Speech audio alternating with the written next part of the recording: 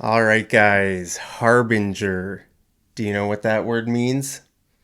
Harbinger. Well, today I'm going to teach you 5 advanced words to talk about the future. Okay? Maybe you know how to talk about the future, but I'm sure some of these words are going to be new to you. They're pretty advanced, actually, very advanced.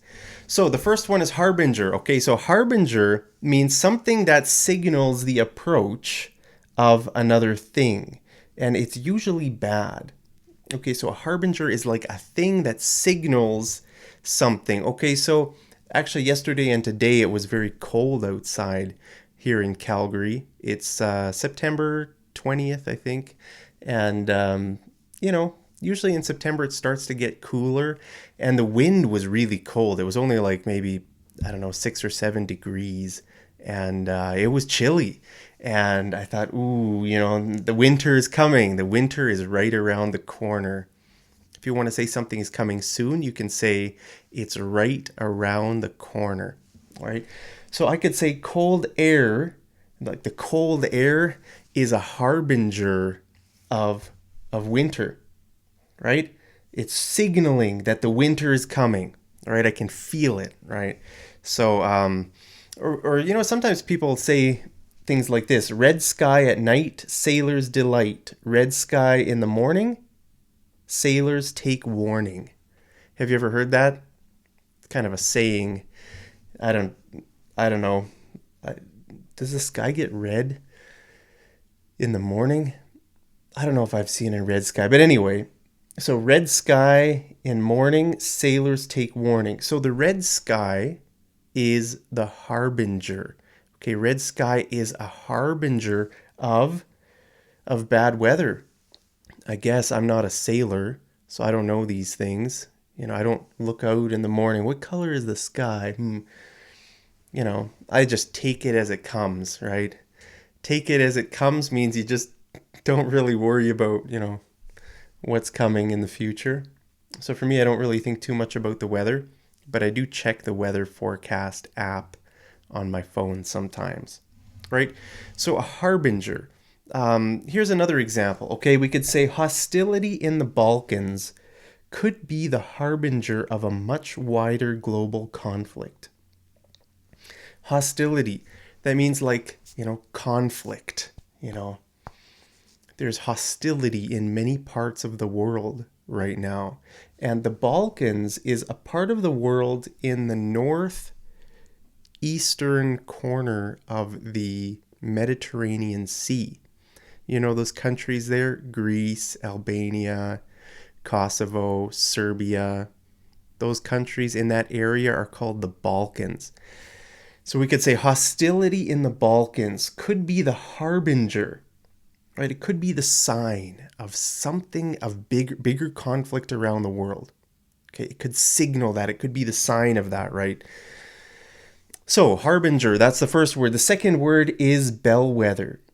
Okay, again, bellwether basically means the same thing. Okay, it means a predictor of something that's going to come, right? What's going to come? We could say FedEx is a bellwether of the U.S. economy. Okay, FedEx is a bellwether of the U.S. economy. Now, very often you will hear this word in the financial world. If you're listening to like a financial podcast on YouTube or something like that, or you're listening to something about the stock market, they might use this word bellwether. Okay, so that means like a company that is like the predictor of something else. So for FedEx, right? FedEx is a big company. It's a huge company, right? So imagine if FedEx goes down, which it did a couple of days ago. Okay, if FedEx goes down, where do you think the US economy would go as a whole? Is FedEx going to go down and the US economy going to go up? Probably not, because FedEx is like a big company. It's kind of like a predictor of the things to come.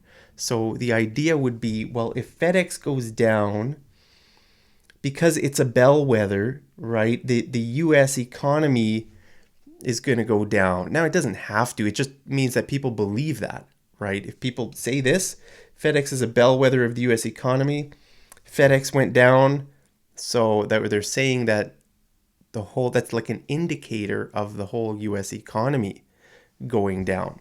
Okay, so like I said, very often in the world of finance, you'll hear this word bellwether. Now, bellwether is actually a sheep. It's the leader sheep. You know, when you've got a whole flock of sheep, let's say the shepherd is, taking his sheep out to the pasture or something like that. So the sheep, the main sheep at the front of the flock has a bell. And I guess the other sheep follow that sheep with the bell, right? They hear the sound of the bell and they follow the sheep. I'm not a shepherd. I don't know much about sheep, but literally that's what a bellwether is. The bellwether is the name, is like the position of that leader sheep. Okay. So guys, now the words harbinger and bellwether were nouns. Those are nouns. But this word could be a noun or a verb. All right. So you could say to herald something, or a herald could be a person or a thing, something that indicates or that announces something to come, right? So to herald means to announce the coming of something. It's like someone who brings news, right? So we could say the sudden snowfall heralded the end of summer. Okay, the sudden snowfall. It's almost time for a snowfall here in Calgary, right? End of September, usually in October it snows. And so it might snow one of these days here in Calgary. And then I could say the sudden snowfall heralded the end of summer. Usually when it snows, summer's gone, right?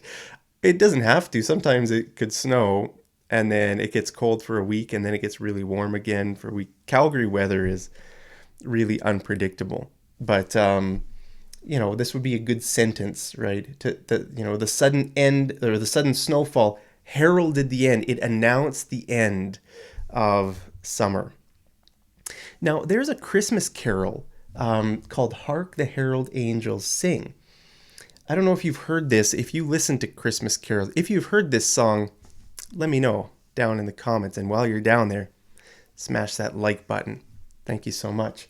So this song goes like this. Hark the herald angels sing. Glory to the newborn King. Peace on earth and mercy mild. God and sinners reconciled. So what does this mean? Hark. Hark. What does hark mean? Hark means listen. You're like going to announce something. Pay attention. Hark. It's an old English word. We don't really use it much. In fact, we don't use it at all. Have you ever heard that word? I don't know if I've ever heard that word in my life in a normal situation. But it's like an older, and some of these songs, especially like Christmas carols, they were written many years ago, maybe hundreds of years ago, right? So they sometimes they can be kind of hard to understand. I should make maybe I should make a video this Christmas explaining the meaning of Christmas songs, because sometimes these older style songs can be kind of hard to understand because the words and the sentence structure can be kind of confusing. So if you want me to make a video about Christmas carols this Christmas, let me know down in the comments as well. So hark the herald angels sing. Now, what are the angels announcing? What, do you know the story, the Christmas story? The birth of Jesus? So the angels, they appeared to the shepherds, right? Outside Bethlehem, and they said, "Do not be afraid, for behold, I bring you good news of great joy that will be for all the people. Today, in the city of David, a Savior has been born to you. He is Christ the Lord." Okay, so the good news is there's a Savior that's born. Can you imagine being a shepherd? You're just kind of like watching your sheep, and then suddenly an angel appears, and a whole the sky is full of angels singing glory to God, and so that's what they were. That's what this song is based on. That story. It's in Luke chapter 2 in the Bible if you want to read it. But so hark the herald angels. So herald angels, I guess herald angels are angels that bring news, right? They heralded the news of the newborn king. Peace on earth and mercy mild, God and sinners reconciled. So reconciled means to be brought together again. It means to be joined as one, right? Reconciliation, when there's a problem, something that's caused distance between two people or between two whatever things, or what, to bring them back together is to bring reconciliation. And that's what the Bible is all about, right? The Bible is about God wanting to be with his people, to live with his people. And so that's what the whole Christmas story is about. God coming near, God bringing peace, right? Peace on earth, reconciliation. That's what the Christmas story is all about. And that's really what the whole Bible is about. God wanting to be with his people and forgiving sinners and paying for their sins. That's what the story, the crucifixion is all about, right? The death of Jesus, the resurrection of Jesus. So anyway, guys, the next word is portend, not pretend. Pretend means you're just acting. Like if I pretend to take a phone call. Hello? Get out of here. Have you ever gotten called by a telemarketer and you pick up the phone and they say, I'm calling from this company. Can I have a moment of your time? Nope. Click. But anyway, guys, that's the word pretend. I'm pretending to take a phone call. This is a different word. This is portend. Portend, okay? This means to signal that something is going to happen, usually bad. Okay? I don't know why. All these words basically mean the same thing that I'm teaching in this lesson. Harbinger, bellwether, herald, although herald is actually very often used for good news. Okay, but this one is kind of more for bad news.